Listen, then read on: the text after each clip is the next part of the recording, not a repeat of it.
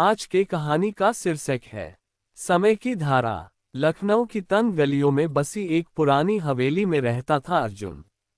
वो एक साधारण सा युवक था, 21 साल का, जो दिन भर एक छोटी सी किताबों की दुकान पर काम करता। सुबह सूरज की पहली किरण के साथ वह उठता, चाय की चुस्की लेते हुए पुरानी किताबों की धूल झाड़ता और शाम ढलते ढलते ग्राहकों की कहानियां सुनता। लेकिन अर्जुन का दिल किताबों से कहीं ज्यादा था। वह सपनों का पाठक था। रातें भर जागकर वह कल्पना की दुनिया में खो जाता, जहां समय रुक जाता और सितारे बोलने लगते। एक दिन दुकान पर एक बूढ़ा यात्री आया। उसके चेहरे पर समय की लकीरें थीं, लेकिन आंखों में एक चमक जो किसी बच्चे जैसी लगती। उसने एक किताब मांगी, समय की धारा। अर्जुन ने किताब निकाली, लेकिन यात्री ने हंसते हुए कहा, बेटा, ये किताब तो पढ़ी नहीं जाती, ये जी जाती है।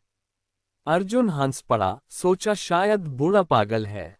लेकिन जब यात्री चला गया तो किताब का कवर खुला पड़ा। अंदर कोई शब्द नहीं थे, सिर्फ एक पुराना नक्शा। नक्शे पर लिखा था, सपनों का द्वार, जहां समय उल्टा बहता है। रात को अर्जुन ने नक्शे को देखा। नींद आ रही थी, लेकिन अचानक कमरे में हवा का एक झोंका आया। किताब से एक नीली रोशनी निकली और अर्जुन को खींच लिया। जब आंखें खुली तो वह एक जंगल में था। पेड़ों की पत्तियां चमक रही थीं और हवा में संगीत की धुन बज रही थी। ये सपना था या हकीकत? अर्जुन ने सोचा, लेकिन दूर से एक आवाज आई, स्वागत है, समय के यात्री। जंगल घना था, लेकिन डरावना नहीं। पेड़ों पर फूल खिले थे जो रंग बदलते जाते। एक पेड़ ने बोलना शुरू किया, मैं हूँ वृक्षराज, सपनों का रक्षक। तुम यहाँ क्यों आए हो? अर्जुन हैरान था। मैं नहीं जानता। एक किताब ने मुझे खींच लिया। वृक्षराज हंसा, वह किताब समय की धारा है। वह चुने हुए को बुलाती है। लेकिन सावधान, यहाँ समय उल्टा बहता है। कल हो सकता है, कल न हो। अर्जुन ने नक्शा निकाला। वह अब जीवंत हो गया था। नक्शे पर एक रास्ता चमक रहा था, सपनों की नदी। चलते चलते अर्जुन को एक लड़की मिली। वह भी भटकी हुई लग रही थी। मेरा नाम रिया है, उसने कहा। मैं एक कलाकार हूँ, लखनऊ से ही। एक पेंटिंग बना रही थी और अचानक यहाँ। दोनों ने हाथ मिलाया। रिया की आंखों में भी वही चमक थी जो अर्जुन की किताब में थी। वे नदी की ओर बढ़े। नदी का पानी नीला था, लेकिन उसमें चेहरे तैर रहे थे, पुरानी यादें। अर्जुन ने पानी में झांका तो अपना बचपन दिखा। वह दौड़ रहा था पिता के साथ।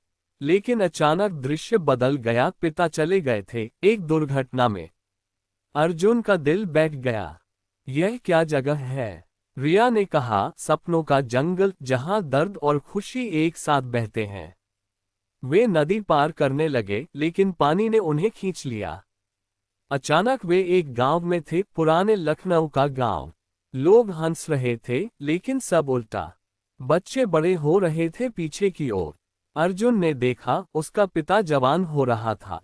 पापा, वह चिल्लाया। लेकिन पिता ने मुस्कुराकर कहा, बेटा, समय को मत पकड़ो, इसे बहने दो। फिर सब गायब हो गया। गांव से निकलकर वे एक पहाड़ी पर पहुंचे। वहां एक महल था, चांदी का बना। द्वार पर खड़ा था एक पहरेदार, एक विशालकाय पक्षी जिसके पंख घड़ी के कांटों जैसे थे। मैं हूं कालचक्र, पक्षी ने कहा। तुम्हें समय की परीक्षा देनी होगी। 3 पहेलियां सुलझाओ, वरना हमेशा के लिए यही रह जाओगे। पहली पहेली, मैं बोलता हूं बिना मुंह के, सुनता हूं बिना कानों के। मैं आता हूं बिना आने के। क्या हूं मैं? अर्जुन ने सोचा। रिया ने कहा, सपना। कालचक्र ने सिर हिलाया। सही, सपना समय को पार करता है। दूसरी, मैं उड़ता हूं बिना पंखों के, गिरता हूं बिना गिरने के। मैं रोशनी हूं, लेकिन अंधेरा लाता हूं। रिया ने कहा, रात। सही। तीसरी, मैं दोस्त हूं, लेकिन दुश्मन भी। मैं बनाता हूं, तोड़ता भी। मैं जीवन हूं। अर्जुन ने कहा, समय। कालचक्र खुश हुआ। अब जाओ, लेकिन याद रखो, समय एक धारा है, उसमें बहो, लेकिन डूबना मत। महल के अंदर एक कमरा था, जहां दीवारें घड़ियों से भरी थीं। हर घड़ी अलग समय दिखा रही थी। एक घड़ी में भविष्य था, अर्जुन बड़ा हो गया, एक लेखक। दूसरी में अतीत, रिया बचपन में अकेली। उन्होंने एक दूसरे की कहानियां सुनी। रिया ने बताया वह अपनी मां को खो चुकी थी और पेंटिंग्स से उन्हें जीवित रखती। अर्जुन ने कहा शायद हम यहाँ इसलिए हैं ताकि खोए हुए को पा सकें। महल से निकलकर वे एक पुल पर पहुंचे, समय का पुल। पुल पार करने पर भविष्य था। शहर चमकदार था लेकिन लोग उदास। मशीनें सब कर रही थीं, इंसान सोचने भूल गए। अर्जुन ने देखा वह खुद एक मशीन का गुलाम। रिया ने कहा ये भविष्य है लेकिन गलत। हमें बदलना होगा। वे एक बाजार में पहुंचे जहां चीजें बिक रही थीं, यादें। एक दुकानदार ने कहा एक याद के बदले एक सपना। अर्जुन ने अपनी पिता की याद बेच दी तो बदले में एक नया सपना मिला, उड़ने का। रिया ने अपनी मां की हंसी खरीदी लेकिन बाजार से निकलते ही समस्या हुई। समय का एक चोर आ गया, एक काला साया जो यादें चुराता।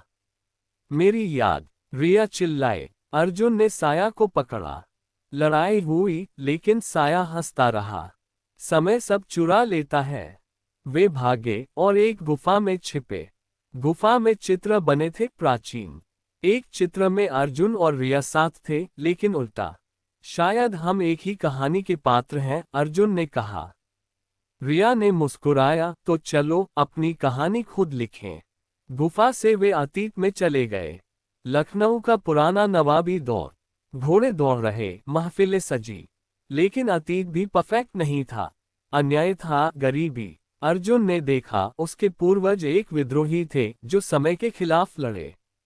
तुम्हारा खून में विद्रोह है, एक बूढ़ी औरत ने कहा। रिया को अपनी मां मिली, जवान, हंसती। लेकिन मां ने कहा बेटी, अतीत को मत बदलो, वह हमें सिखाता है। रिया रो पड़ी। वे एक उत्सव में शामिल हुए जहां नाच गाना था। अर्जुन और रिया नाचे और पहली बार लगा कि समय रुक गया। लेकिन उत्सव के बाद खतरा आया, समय के राक्षस जो अतीत को नष्ट करना चाहते। राक्षस ने कहा अगर अतीत मिटेगा तो भविष्य बनेगा। लड़ाई लड़ी। अर्जुन ने नक्शे का इस्तेमाल किया जो अब एक तलवार बन गया। रिया ने अपनी पेंटिंग से जादू रचा। राक्षस हारा लेकिन घायल हो गया। तुम्हें चुनना होगा, राक्षस ने कहा। अतीत, वर्तमान या भविष्य, एक ही चुनो। वे वर्तमान लौटे लेकिन सब बदल गया था। लखनऊ अब सपनों का शहर था। लोग उड़ रहे थे, किताबें बोल रही थीं। लेकिन यह वर्तमान नहीं, एक वैकल्पिक था। अर्जुन ने समझा समय की धारा में कई शाखाएं हैं। हमें सही शाखा ढूंढनी है। वे एक मंदिर पहुंचे जहां समय का देवता था, एक बूढ़ा साधु।